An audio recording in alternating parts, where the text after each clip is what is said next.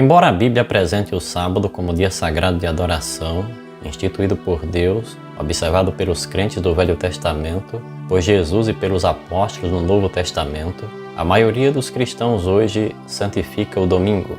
Como aconteceu a mudança do sábado para o domingo entre os cristãos? Tem essa mudança o apoio das Escrituras Sagradas? O domingo é mencionado 8 vezes em todo o Novo Testamento. Os textos são Mateus 28, verso 1, Marcos 16, versos 1 e 9, Lucas 24, verso 1, João 20, versos 1 e 9, Atos 20, verso 7 e 1 Coríntios 16, verso 2. É mencionado nesses textos a visita das mulheres ao túmulo de Jesus, a ressurreição de Jesus, uma reunião noturna em que Paulo prolongou seu discurso até meia-noite e que deveria seguir viagem naquele mesmo dia, e uma admoestação aos coríntios que fosse separado donativos no primeiro dia da semana. O prezado amigo, ao ler esses textos, poderá facilmente notar que nenhum desses 8 textos se refere ao domingo como dia sagrado de adoração a Deus. Líderes católicos reconhecem a falta de textos que ordenam a santificação do domingo. O cardeal Gibbons declarou: "Podereis ler a Bíblia de Gênesis ao Apocalipse e não encontrareis uma única linha que autorize a santificação do domingo. As Escrituras ordenam a observância religiosa do sábado, dia que nós nunca santificamos. Então, por que os cristãos observam o domingo como dia de adoração?" O apóstolo Paulo, escrevendo aos Tessalonicenses, previu que viria a apostasia na igreja antes do retorno de Jesus. Disse ele: "Ninguém de nenhum modo vos engane, porque isto não acontecerá sem que primeiro venha a apostasia e seja revelado o homem da iniquidade, o filho da perdição, o qual se opõe e se levanta contra tudo que se chama Deus ou é objeto de culto, a ponto de assentar-se no santuário de Deus, ostentando-se como se fosse o próprio Deus."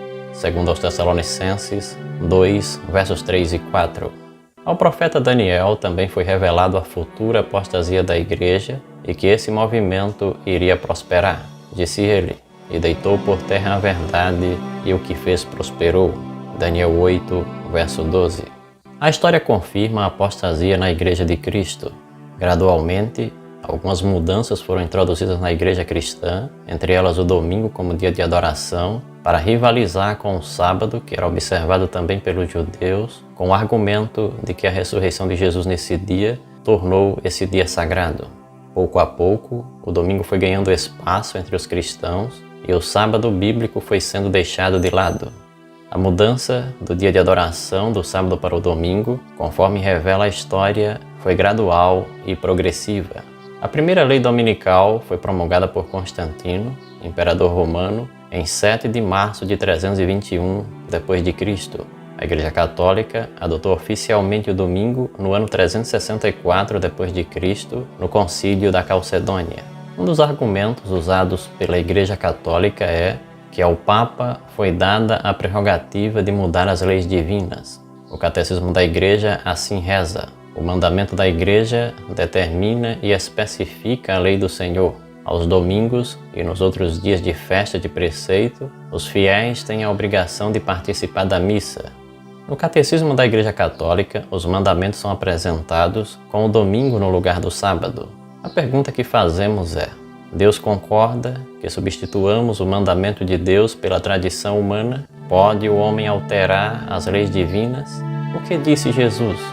Respondendo aos escribas que tinham o hábito de impor regras ao povo que Deus não havia estabelecido, Jesus declarou: "Bem profetizou Isaías a respeito de vós, hipócritas, como está escrito: Este povo honra-me com os lábios, mas o seu coração está longe de mim, e em vão me adoram, ensinando doutrinas que são preceitos de homens. Negligenciando o mandamento de Deus, guardais a tradição dos homens."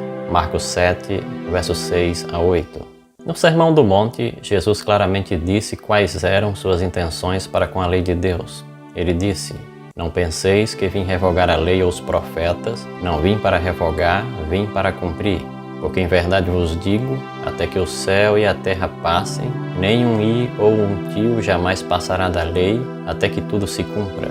Aquele, pois, que violar um destes mandamentos, posto que dos menores, e assim ensinar aos homens, será considerado o mínimo no reino dos céus. Aquele, porém, que os observar e ensinar, esse será considerado grande no reino dos céus. Mateus 5, versos 17 a 19. Finalizamos com algumas perguntas para reflexão.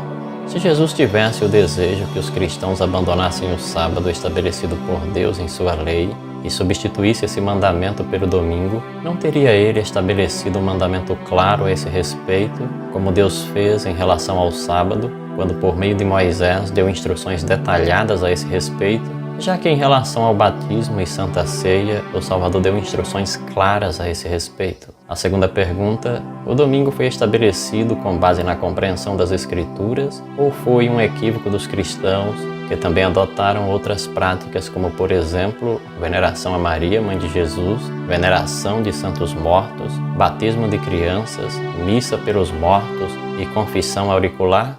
Não há dúvida que a salvação é unicamente pela graça, mas somos salvos para viver em obediência. Aqui está a perseverança dos santos, escreveu São João, os que guardam os mandamentos de Deus e a fé em Jesus. Apocalipse 14, verso 12. É evidente em todas as Escrituras Sagradas que a fé e a obediência a Deus são as características que distinguem os que pertencem a Deus dos demais. Que o Senhor dê a ti e a mim essas características, e quando Ele vier em glória, tenhamos um lugar em seu reino.